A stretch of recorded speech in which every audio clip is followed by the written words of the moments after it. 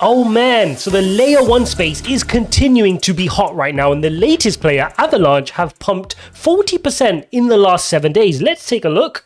So we can see Avalanche are sat at $62.24. They've been up just under 40% over the last 7 days. And what has helped this to push up? Well, Avalanche are now sitting at, they've just raised $230 million in a private sale, which gives the company a great valuation. They've brought on two well-known partners in the space, which are Polychain and 3 Arrows Capital.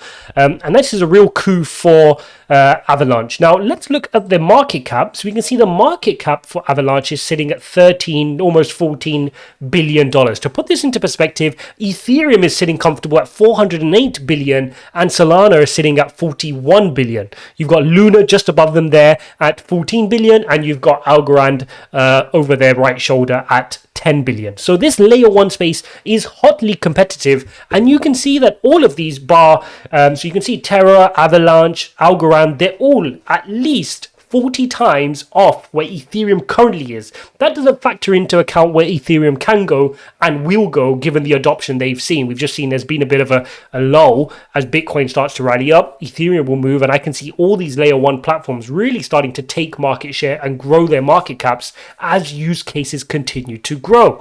Now, a few things about Avalanche. What is their aim? So Avalanche, no different to a lot of these layer 1 platforms. If you've watched my videos on Algorand or eGold or covering off the other gems, please do go check those videos out. We know that in the layer 1 space, the majority of these platforms are trying to solve the blockchain trilemma. Okay, so the balance between securities, scalability, and decentralization, and they feel like Ethereum hasn't quite nailed that. So all of these platforms will try to show their advantages in that space. And if we look at, let's take a look at how Avalanche compares on some of the metrics.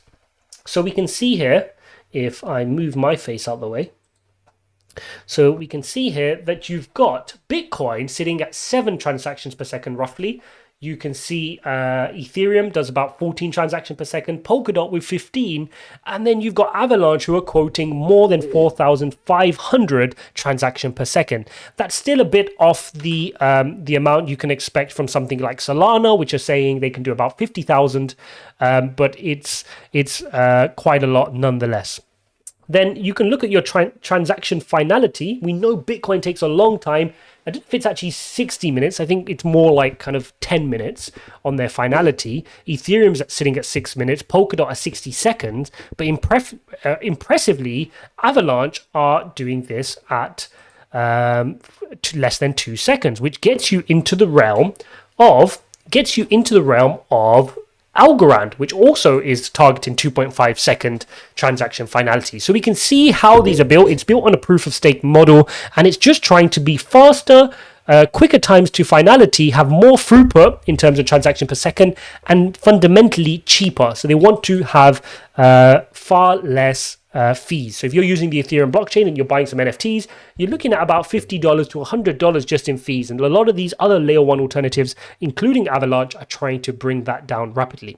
So a good first step in raising funds for Avalanche, but it doesn't stop there. They really need to now go out and attract the dApp developers to build a community around Avalanche. And I argue this is the hard work, right? You could build the code base and you could build a good blockchain, but bringing the community together is what Ethereum has done well and what Cardano so far has done well. Solana have started. So in terms of these next players, Avalanche, eGold, Luna, Algorand, I put them all in the same bucket. It's a race to get the best developers. And now these developers are spoiled for choice, right? They've got Ethereum as the clear front runner, but where else do they develop? Do they develop on Polkadot? Do they develop on Avalanche? Do they develop on Algorand?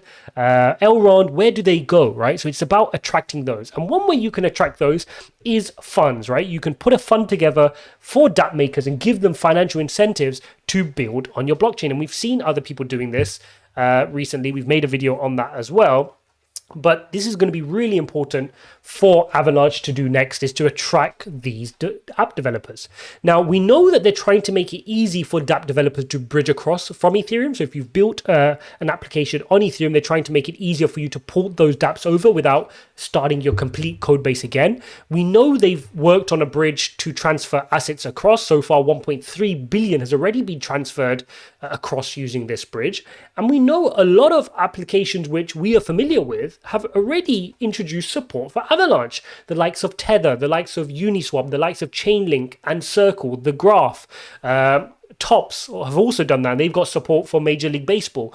So we know that a lot of these platforms are starting to move across, and this is going to be critical in this race for who's going to become the top layer one, right? And it's going to be interesting. A lot of people saying, oh, are these going to flip Ethereum?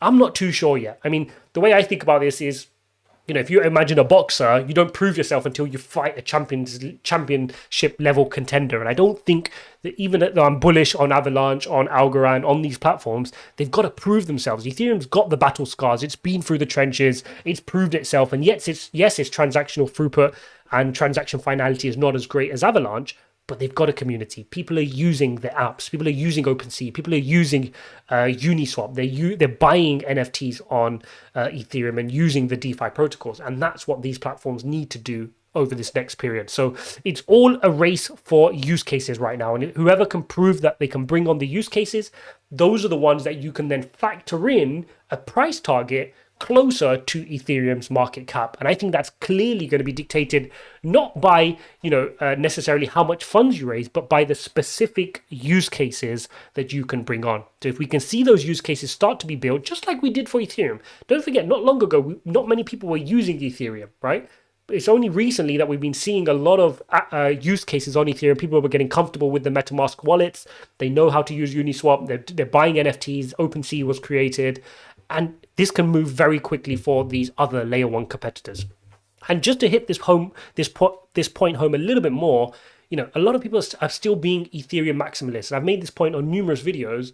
It's clear that Ethereum is not going to be enough for the wave of demand we're going to see on DeFi and NFTs over the coming period of time.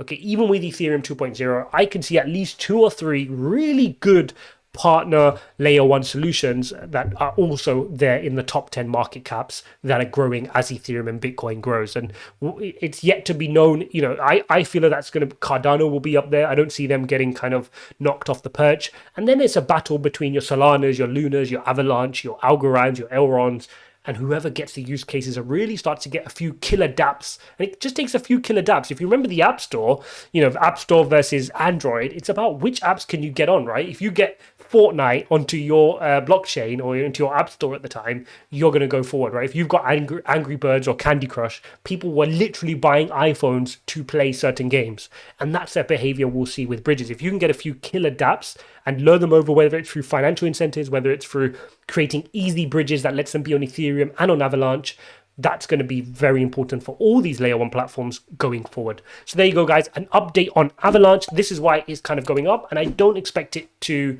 not continue growing over the long period of time. I have good conviction in a lot of these layer one platforms, and it's a hot space. We did have a euphoric rise, and you can see kind of Solana cooling down given their outage as well. But in the long run, layer ones aren't going anywhere. They're fundamental to the ecosystem being built on blockchain, DeFi, NFTs. Thanks for watching, guys. We'll see you in the next one.